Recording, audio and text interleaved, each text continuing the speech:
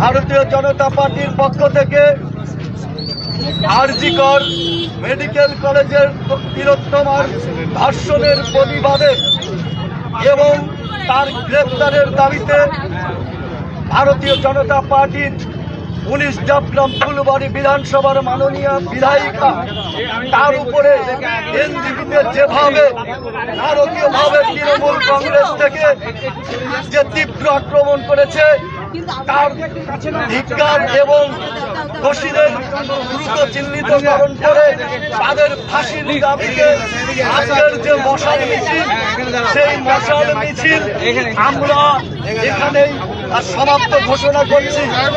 আজকের এই মশাল মিছিল আমরা এই আশীর্বাদ ট্রাফিক মোড়ে এসে আমরা সেটাকে সমাপ্তি ঘোষণা করলাম। भारत माता की जय, भारत माता की जय।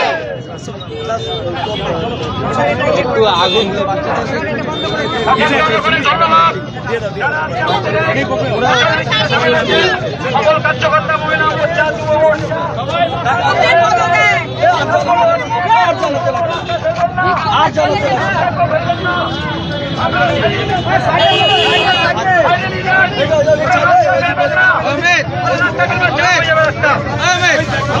কি কারণ আপনাদের আজকে মশাল জুলুস করার? আপনারা জানেন,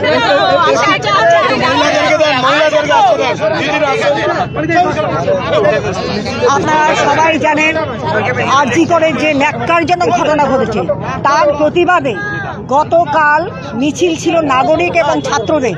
তাদের উপর পুলিশের যে অকথ্য অত্যাচার, মানে যে ধরনের নিপীড়ন করা হয়েছে জনগণকে, সেখানে কিন্তু কোনো নেতার মুখ ছিল না, কোনো নেতা ছিল না, কোনো কেউ ছিল না। সাধারণ মানুষ এবং ছাত্ররা আন্দোলন করছিল। পুলিশ তাকেও রেয়াত করেনি। পুলিশ তাকে যেভাবে নির্যাতন করেছে আজকে আরজি কর এবং কালকের যে পুলিশি নির্যাতন তার প্রতিবাদে আজকে এখানে কিন্তু আমরা মিছিল করলাম, মশাল মিছিল করলাম। শুধু তাই নয়, তার সঙ্গে আজকে বন্ধ করা হচ্ছিল, একদম হাত জোর করে মানুষের কাছে বন্ধ করা হচ্ছিল। সেইখানে ভারতীয় জনতা পার্টির কর্মী, সমস্ত কর্মীদের সেখানে পঞ্চায়েত সদস্য বাদ যায়নি, পঞ্চায়েত সমিতি বাদ যায়নি এবং এমএলএ বাদ যায়নি, এমপি বাদ যায়নি।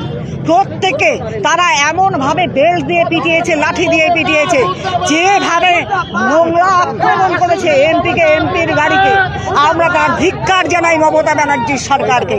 মমতা ব্যানার্জির সরকার ওখানে বসে বসে তাদের নির্দেশ দিচ্ছে যে কোনোভাবে ভারতীয় জনতা পার্টির কর্মীদের আক্রমণ করো, তাদের মুখ বন্ধ করো। কিন্তু এইভাবে মুখ বন্ধ করা যায় না। এতে জনগণের আন্দোলন একের পর এক বেড়ে উঠছে।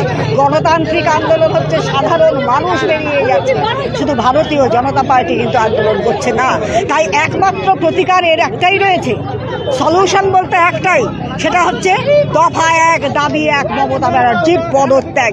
অবিলম্বে এই অপদার্থ মুখ্যমন্ত্রী, যিনি মুখ্যমন্ত্রী, তিনি আইনমন্ত্রী, তিনি স্বাস্থ্যমন্ত্রী, আজকে শিক্ষামন্ত্রী যদি জেলে থাকতে পারে, আজকে খাদ্যমন্ত্রী যদি জেলে থাকতে পারে, তাহলে এই ন্যাক্কারজনক ঘটনা করে স্বাস্থ্যমন্ত্রী কেন জেলে থাকবে না?